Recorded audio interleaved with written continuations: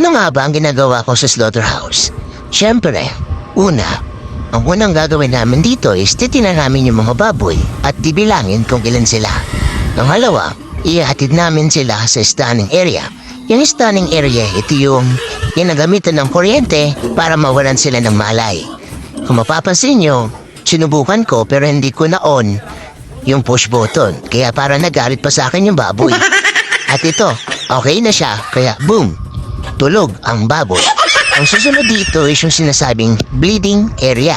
Dito naman is yung kukunan namin siya ng dugo sa pamamagitan ng urak. Ito na yon. Ang susunod naman ay scalding area.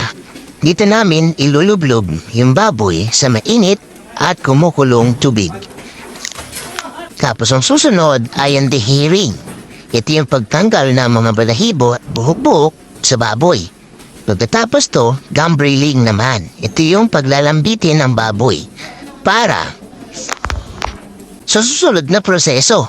Ang prosesong ito ay tinatawag na evisceration. Dito makikita kung paano ang pagtanggal ng mga lamang loob sa baboy tulad ng nasa video.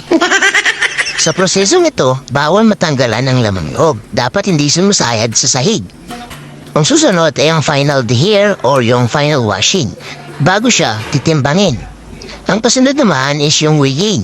Weighing area, titimbangin siya pagkatapos bubuhatin at ilalagay na sa mga truck tulad ng nasa video. At i-deliver sa mga malls at iba pa. Mainit lang dito sa slaughter pero masaya kasi lahat ng katawan mo ay gagalaw. Yan lang at maraming salamat.